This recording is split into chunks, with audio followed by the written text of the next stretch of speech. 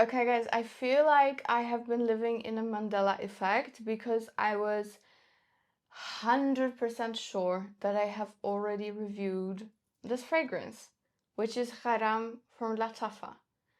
I was absolutely sure I've done it.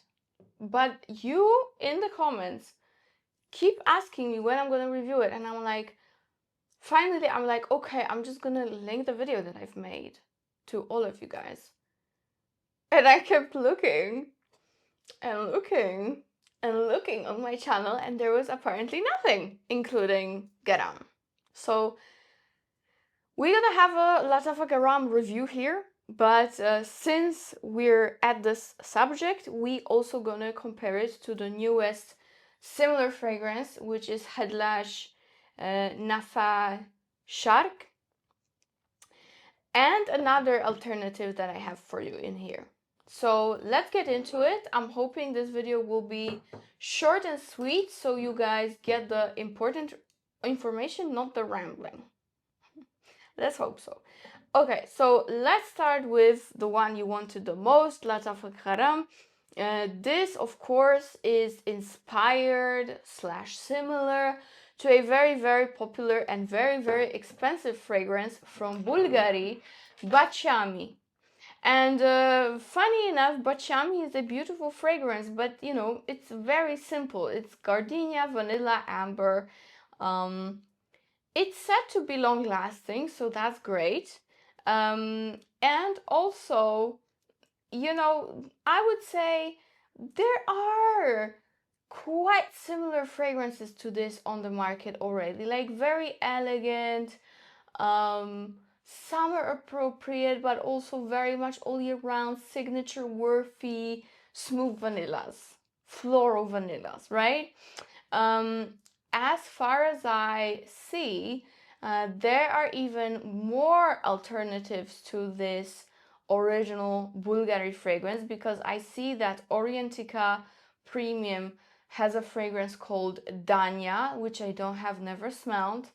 Then, of course, French Avenue recently came out with Venus de Milo, which I unfortunately do not have, but let me know if you would like to have a review of it, because maybe it's needed.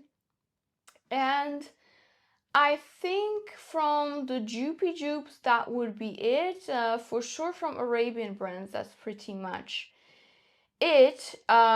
And of course, we are now gonna compare and move on to Gharam, Khadlaj, and another one, which is going to be not that exactly the same, but within the same realm, just more winter appropriate, which is Nyla Suede from Arabiyat.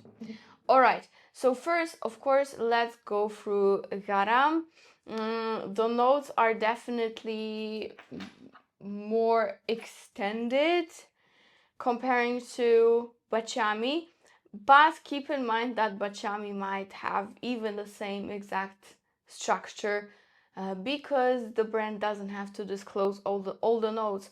What is even funnier, guys, and I am the actual witness of it and a person who had to decide myself 4 times for my own fragrances which notes to put up to the public. If you want, you can even say something is there that's not there, okay? Because some facets of the fragrance might smell like it. Let's say Baccarat Rouge doesn't have cotton candy, right? But to many people it smells like cotton candy. If Frankie decided to actually disclose that there's cotton candy in there, it would make total sense. That's what I'm saying. The brands can do anything when it comes to showing you the note structure.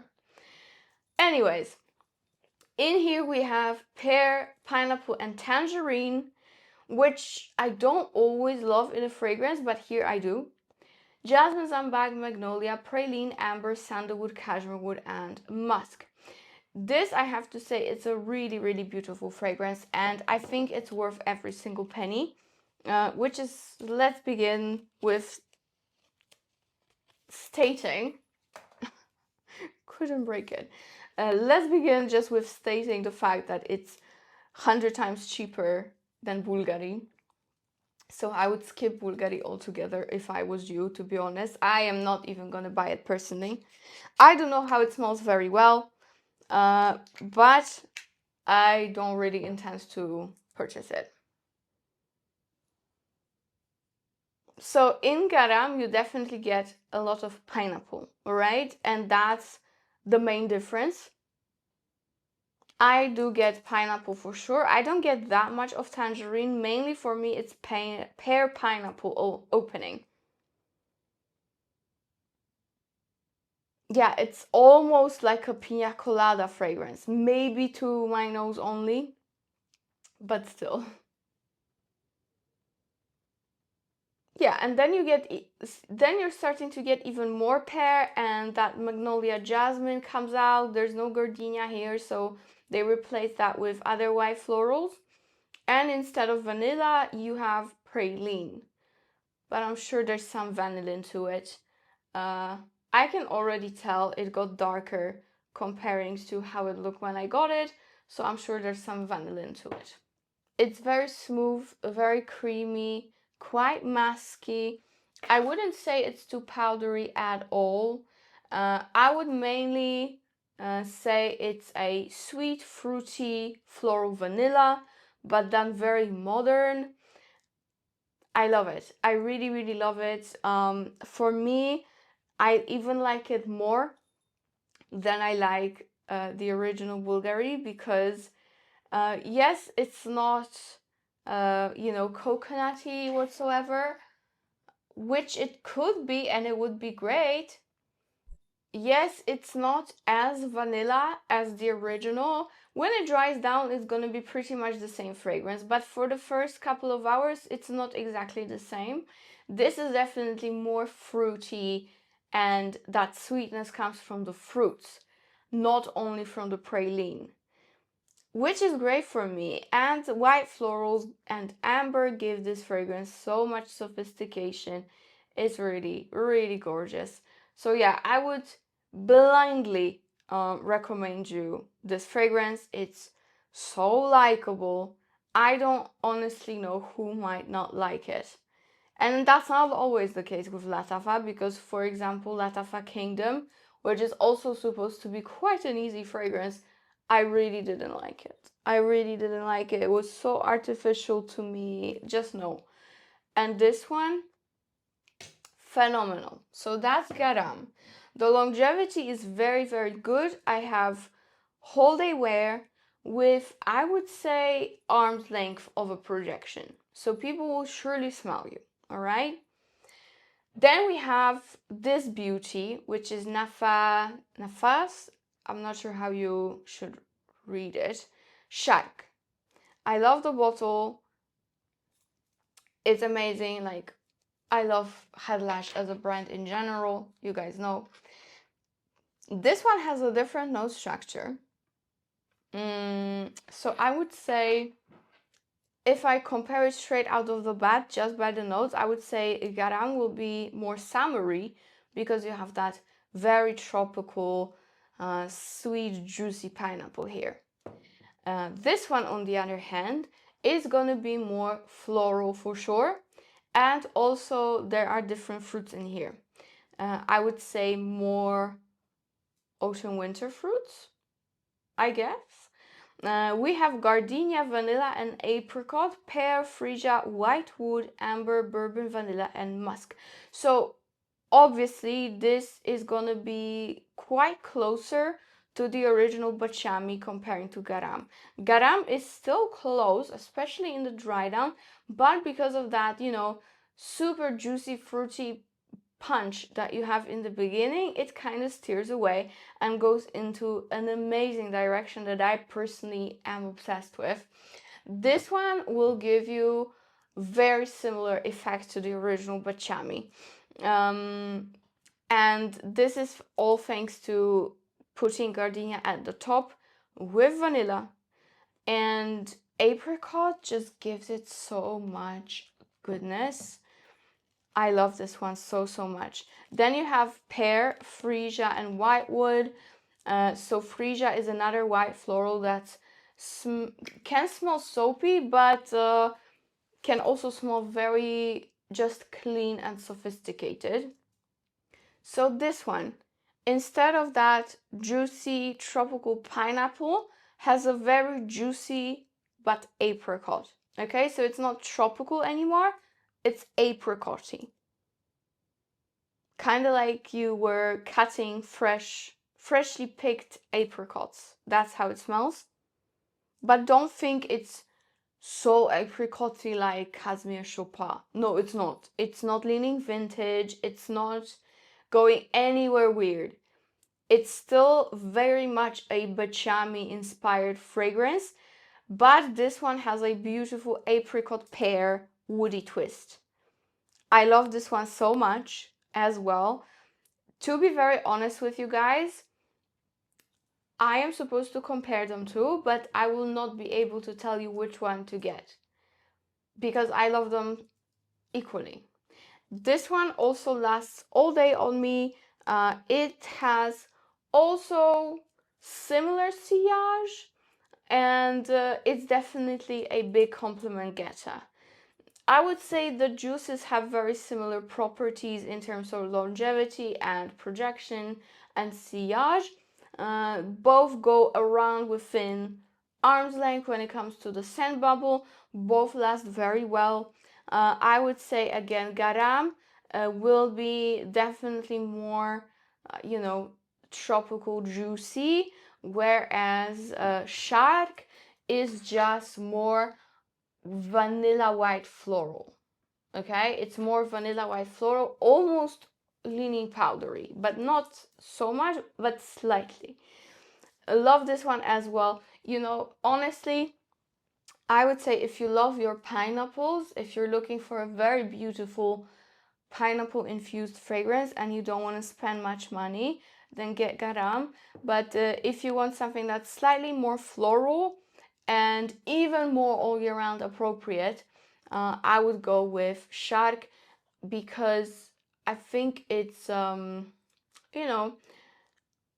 this is still great for any occasion, but if you don't want that tropical effect, I would go with Khadlaj.